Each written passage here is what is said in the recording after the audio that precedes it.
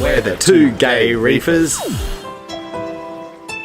So, help me in welcoming with a big ReefStock Australia round of applause for Shane Danger.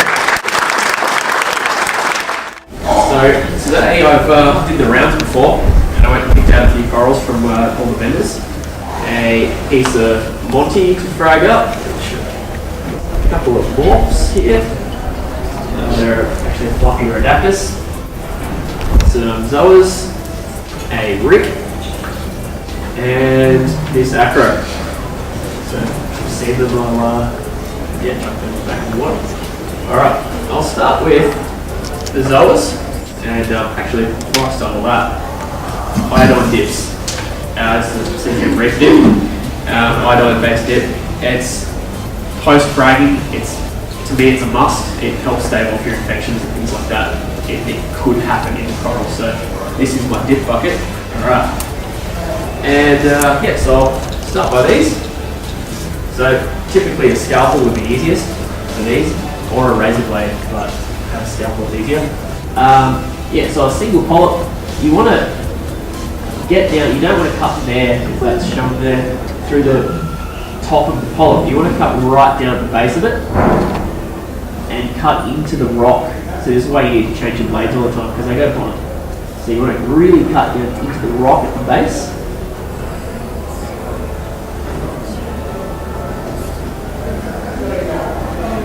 And then you can peel off that polyp really quite easily. If there's any little tethers, make sure you cut them. You don't want to rip that. You don't want to rip that if you see a little tether, because it'll likely peel off the side of the coral, like when there's a little skin tag and still your fingernail, and really wreck it. Alright, cool. So that's that out.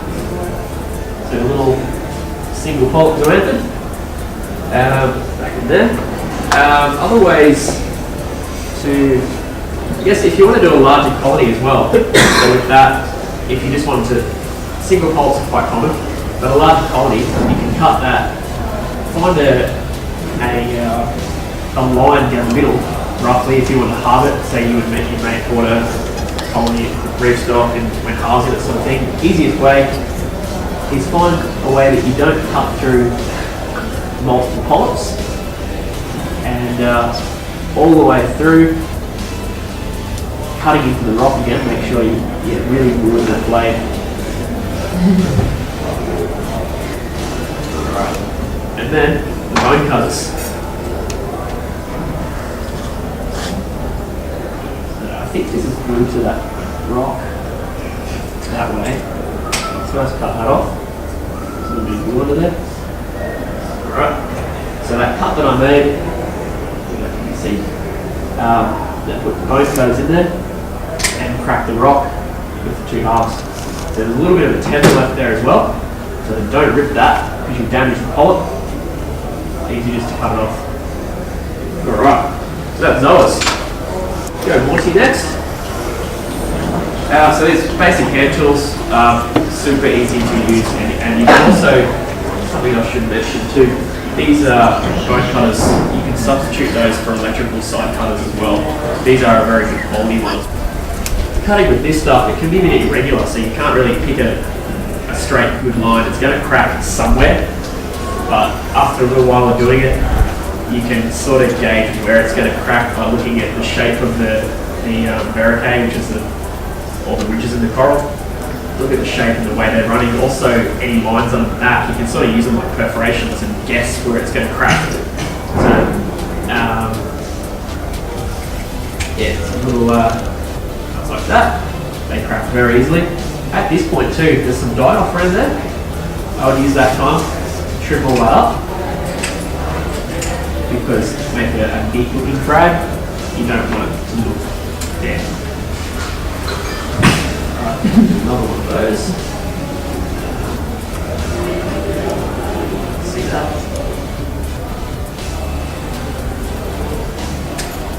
Alright. Cool. So super easy to cut Montis. Alright, Acro. Usually if you're not fragging a frag, but for the purpose of this, So yeah, it's a pretty pointless frag to do, but for the purpose of it, I'm basically just going to cut it off the tile to show you and re-glue it to the tile. But yeah, again, these are the crescent cutters. I really like those for Acro. That they just, it's so quick, they're really crunchy. These also work just as good, but they're really good for your bigger, thicker stags, stuff like that. So yeah, also once I've cut Acro, because it's a little bit irregular, and you know you want to stand it up on your frag tile, that base there is, see that, it's not quite flat, which makes it difficult when you glue it to the tile. So to use that, again, it's time to just gently take off the higher edges and flatten it off as best you possibly can. So you leave that as flat as you possibly can. Alright, so yeah, Acro easy, Monti easy. Zoas can be a little bit tricky because they're a bit fiddly. We'll do a Rick next. Alright, so it's all one tile. So again, similar situation to the zoanthids. You want to through the mouth if possible. So, right, so you got the mouth right there at the tip of the scalpel blade. So you basically make a cut through the soft flesh. That's done. Pop it off the rock when it's on. And use the bone cutters to put in between that cut. And done. One brick, two bricks. So yeah. They're a little bit longer to heal, but very viable. And the next one, I'm gonna, for the purpose of demonstration, I'm gonna peel this. Similar situation to how you frag this fluffy morph. If you send it similar to the Rick, straight through the middle and then crack the rock underneath. But I'm going to peel this off if I can, because sometimes morphs are, it's not a really horrible rock to peel it off. I do have a pre-peeled one. So yeah, it's a completely detached morph, and so I'm going to basically show you those little, it's where these things come into play, so you can put your frag tiles in there, put the morph in there, shut the lid, put it in a low flow area, and we'll attach probably 2 weeks tops. Alternatively, you can put the morph on the tile like that, because you can't glue morphs. They have a fleshy base, and they literally just lift off the glue. Maybe you get it there, stick there a day at best. But this is an old method that I like. Put the onion bag over like that, and then just use a rubber band to secure it, and it can't drift away. So yeah, just another little technique of fixing that one down if they're detached, or commonly too if you frag them, they even on the rocks like the Rick, they can peel off as well. As much as I can probably show you, it was a bit difficult to do it in that sort of setting, but yeah, worked on with it. So I have next, I'll do some gluing. Basic gluing procedure. Pre-soaked tiles is the most important thing. I have them pre-soaked in here. Especially with ceramic tiles and stuff, they trap air inside the pores of the ceramic, and when you put glue on there, it creates bubbles, looks kind of unsightly. Plus, pre-soaking the tile also makes the glue set better, because cyanoacrylate is using the gels. They're moisture cure, so they need moisture to set. So having it pre-soaked is just a better way to make that glue go up quicker. So yeah, it's going to be a bit hard to do all this again. It's really needed to split thing. Alright, so they're pre-soaked tiles. You want to pat them dry on a towel and apply, this is going to, sorry about the no camera for this bit, really wanted the HDMI splitter. Alright, so once the frag tile's patted dry, put a good sized dollop on that. This is a really thick, it's probably thicker than honey, quite like why I like it. And get a good dollop on that. Then you get the coral that you frag, pat the base of that dry as well. And you can literally just stick that in there.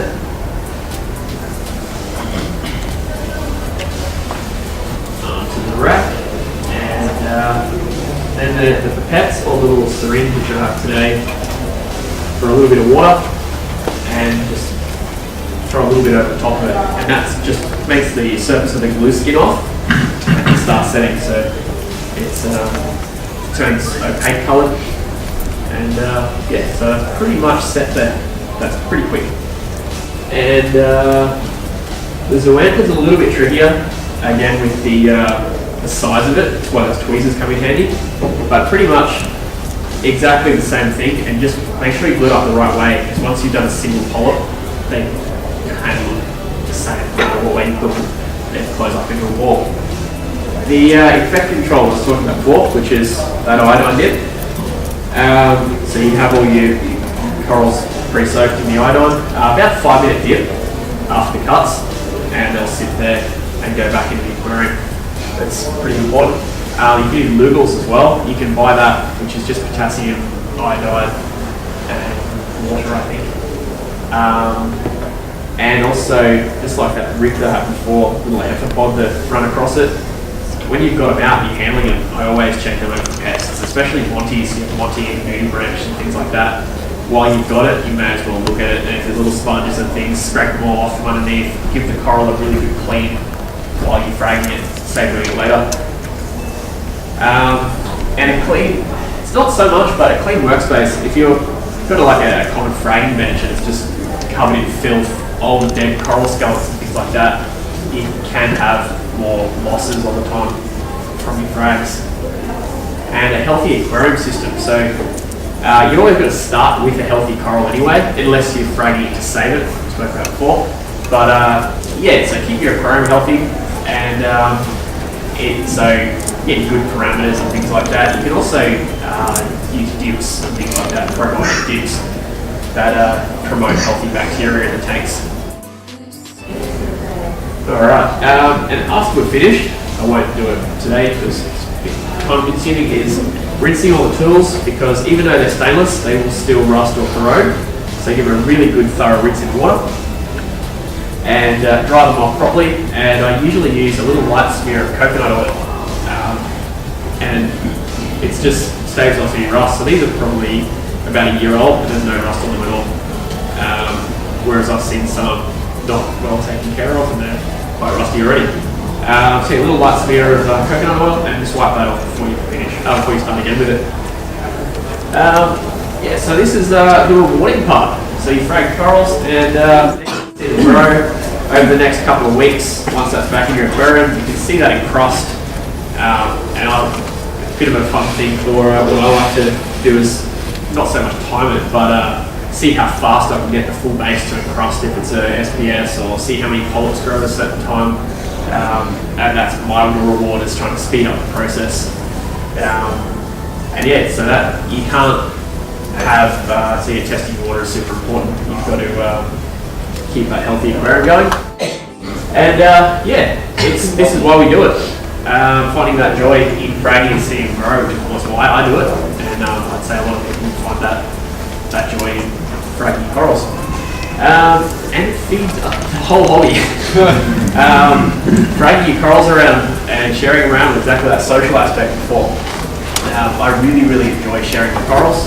And yeah, so that's it for today. And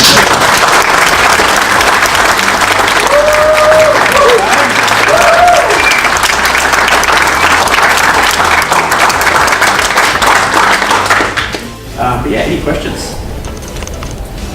So have you ever done a Scotty?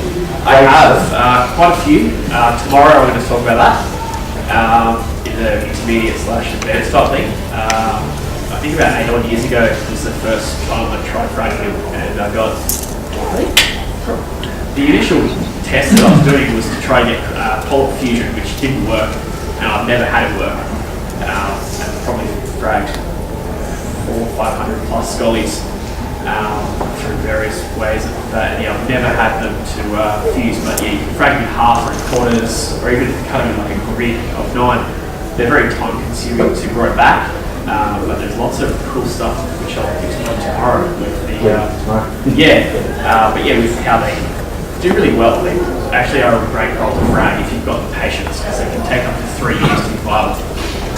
Yeah. Yep. I'm doing the fishing right now.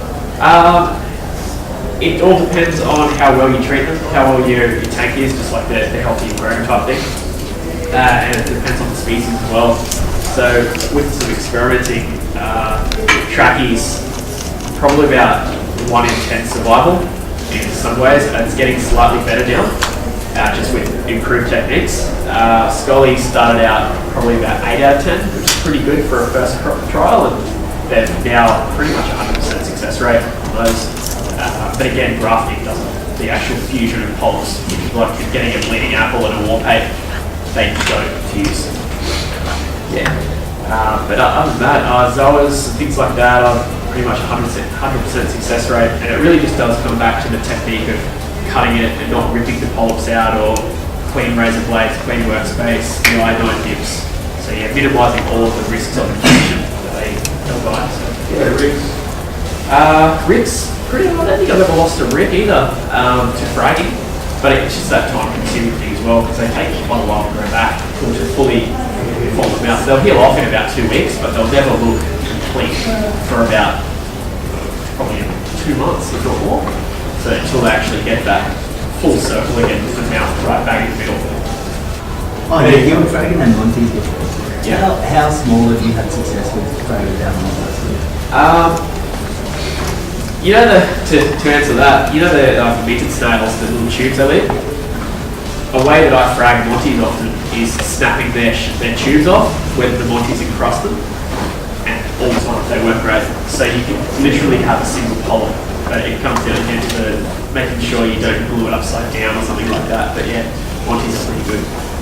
Yeah, so quite small, but yeah, your frag size, if you're prepared to wait out that time, then great, but the actual frag size is typically the size of the tile, maybe a little bit smaller, so it can just touch the tile and cross down it. Yeah, all right. Any other questions? Oh, yeah. Probably not a question, but more. Sorry. Iodine drops. Can you get anything? Yeah, iodine tincture is another one you could use. It's like 3 or 6%. Probably 15 to 20 drops per litre is one of the ratios I've used. It is a very cheap option, but yeah, Lugals is another one. You can order that. That is pretty cost effective. There's a few other brands as well, but yeah, good question.